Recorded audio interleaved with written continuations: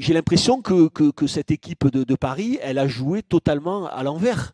À l'envers, techniquement, d'une maladresse, c'était affligeant. Sincèrement, ça faisait longtemps que je n'avais pas vu une équipe aussi maladroite dans ses contrôles, dans ses passes. Alors, voilà, et puis une équipe pas capable de s'adapter, des joueurs, un entraîneur pas capable de s'adapter à des conditions climatiques horribles. Donc, quand tu as des conditions déjà climatiques horribles ou un terrain difficile, c'était pas le cas hier, mais un entraîneur, c'est aussi ça son rôle. Tu te dis, bon, punaise, le terrain, il est pas bon aujourd'hui.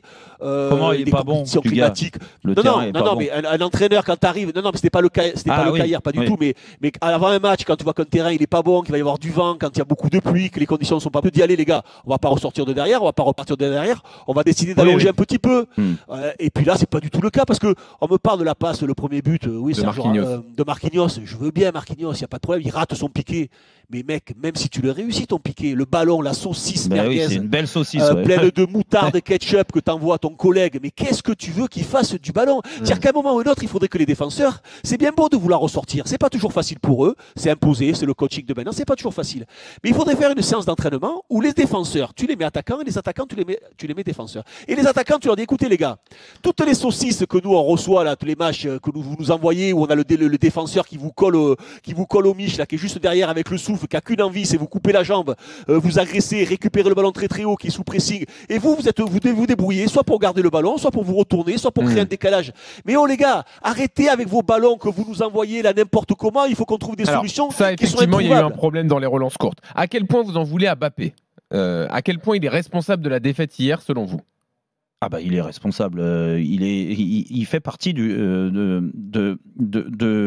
Non, je pose la question parce que moi, par exemple, je lui en veux énormément. Bon, je suis pas là pour donner mon avis spécialement et tout, mais vu qu'on lui a tout donné cet été, on a fait l'équipe pour lui, ramener ses amis, enlever les mecs qui voulaient plus, etc. Ouais, bon après, au premier accro, ramener ses amis, je vais pas aller jusqu'à là parce que je suis pas sûr que le recrutement, il a été fait comme tu l'as dit en ramenant ses amis. Après, des joueurs avec qui il avait des affinités techniques, si tu veux. Jean-Louis. C'était pour le mettre dans les meilleures conditions. Après, tout ce qui Kylian et Mbappé, comme les autres, il a un statut aujourd'hui qu'il a mérité. Il est allé le chercher, ce statut-là. Après, peu importe que ça soit à la pointe du projet ou pas à la pointe du projet parce qu'il est en fin de contrat. Mais on peut pas lui pardonner les attitudes d'hier. Non, mais tu peux pas lui pardonner juste son match. Et Dugas a bien résumé parce que c'était mon deuxième point, je voulais parler du point de vue technique. Je suis désolé. L'attitude, c'est une chose, j'en ai parlé, je ne vais pas revenir dessus. La conscience professionnelle, c'est une autre, on en a parlé aussi. Après, il y a le fait de ne pas être bien physiquement, peu importe. Le problème, c'est que quand Kylian Mbappé il est mis sur le terrain, il est épié, regardé, analysé comme un joueur à 100%. D'accord? Donc hier, comme beaucoup trop de matchs précédemment, il n'est pas au niveau. Il n'est pas au niveau attendu. C'est lui qui a voulu tout ça quand même. Oui, mais d'accord. Mais qu'est-ce qu'il a voulu? Il va falloir attendre. Qu'est-ce qu'il a voulu? voulu être. Il voulait plus de Neymar. Il a voulu. Voilà. Il a poussé pour que certainement quelques joueurs là qui ont été recrutés arrivent aussi. Colomani, Dembélé, c'est son frère. Ouais. Bon, voilà. Tout est fait pour qu'il soit dans les meilleures conditions aussi. Mais donc, à un moment ou un autre. Il peut pas faire le match qu'il fait hier. Non mais Dugas, je suis entièrement d'accord avec toi. Je suis pas en train de lui trouver des circonstances atténuantes. Le match qu'il fait hier, à tout point de vue, mais alors pourquoi tu dis pas nettement et clairement, je suis très déçu du match parce que Jean-Louis il te pose une question simple et j'ai l'impression que tu tournes autour du pot à essayer de lui trouver une excuse. Dugas. Alors peut-être que je me suis mal exprimé. Encore une fois, je lui en veux parce que hier, c'est le premier gros test à l'extérieur. Il y en a eu des tests à la maison. On ne peut pas minimiser non plus la performance contre Dortmund. Et encore, dans ces matchs-là, Kylian n'avait pas été bon. Oui. Il n'a pas été bon. Donc, c'est pour ça que je me suis dit, bon, il y a la préparation, on lui retrouve des circonstances atténuantes. Hier, il n'en a pour moi aucune. Il doit montrer beaucoup plus. Et déjà, beaucoup plus dans l'attitude, on l'a dit, dans les courses, cela, mais surtout techniquement. Techniquement, si sur le match, Kylian, meilleur joueur du monde, il veut le ballon d'or et tout ça, t'arrives pas à rentrer dans la surface, à te créer une occasion contre Newcastle. Attention, j'ai du respect pour les joueurs de Newcastle, mais c'est pas la meilleure équipe du monde. Donc il faut arrêter le délire. Dire Burns, Burns hier, il marque de la tête, ok, mais vous l'avez vu, ballon au pied.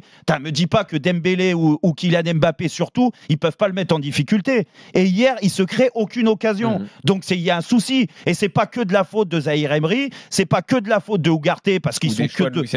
Mais oui, non, c'est lui, il doit se prendre en main. Et j'espère juste qu'il a cette recul-là. J'estime qu'il doit en avoir du recul parce que le niveau qu'il a atteint pour en arriver là, c'est qu'aujourd'hui, il ne peut pas se satisfaire depuis un mois du niveau qu'il a. C'est pas possible. Même s'il ne parle pas, on devine qu'il y a de la frustration en lui et qu'il n'a qu'une envie, c'est de mieux faire quand même.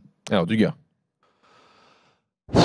Non mais moi je suis anéanti parce que sincèrement il n'a pas le droit de faire le match qu'il a fait. Dans les attitudes, ça doit être un leader technique, ça doit être un leader mental, ça doit être voilà, son match il est catastrophique. Mais moi je suis très inquiet pour l'avenir du Paris Saint-Germain. Alors beaucoup plus que ça, parce que moi j'ai l'impression qu'il y a une incohérence entre l'entraîneur et ce que les joueurs sont capables de faire. Vu la qualité technique qui a été proposée hier, et je pense que c'est un défaut pour le Paris Saint-Germain, j'ai peur que Luis Enrique leur demande des choses qu'ils ne sont pas capables de réaliser.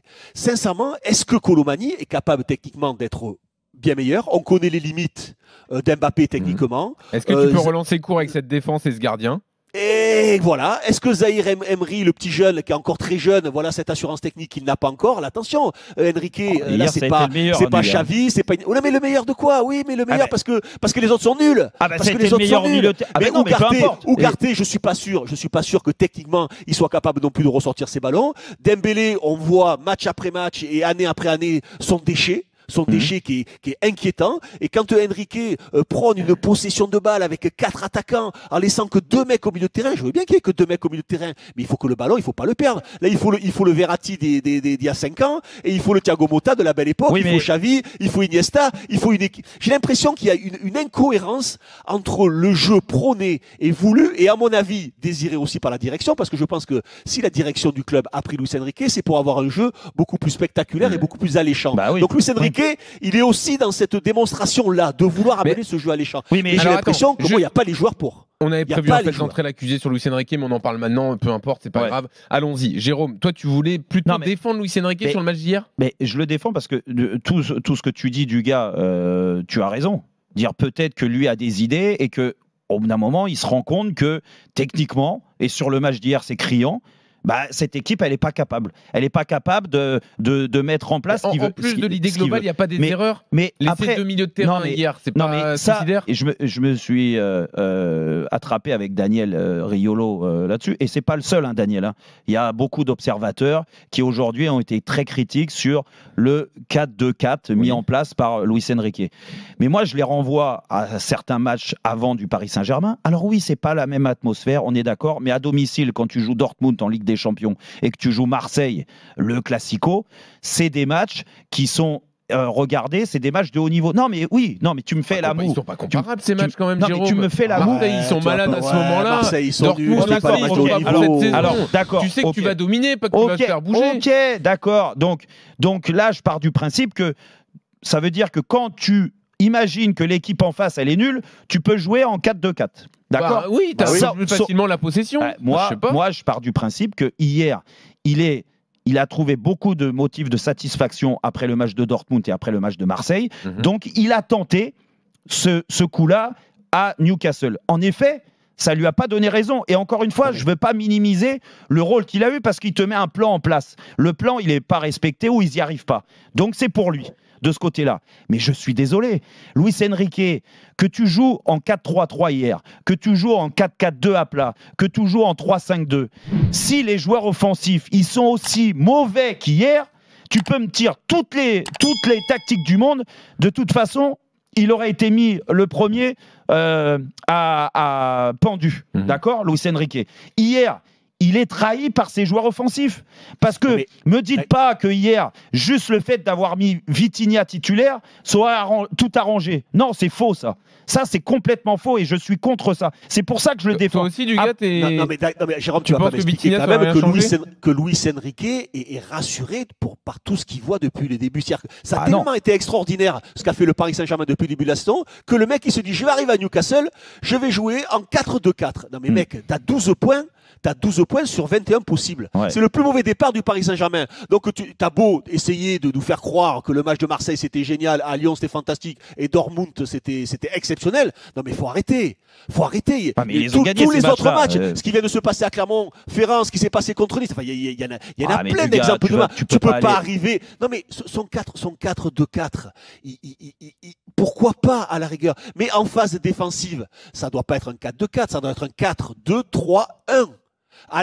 Et quand ils avaient le ballon, tu avais une ligne de 4 qui était devant, qui attendait, et malgré tout, jamais aucun jeu en profondeur. Le seul ballon en profondeur qu'il y a eu, c'est quand il y a eu Dembélé qui est parti, qui a raté son face-à-face en deuxième mi-temps. Zéro appel en profondeur. Non, mais on il est n'y avait d'accord. rien. Donc, aucune préférence de jeu. Aucune préférence de jeu. Tu avais 2-3 fois, tu avais le Portugais qui a essayé de décrocher, mais techniquement, il n'est pas suffisamment juste. C'est vrai, il n'est pas suffisamment agile. Il n'y avait rien. Il y a un 4-2-4, mais on ne sait pas comment il joue.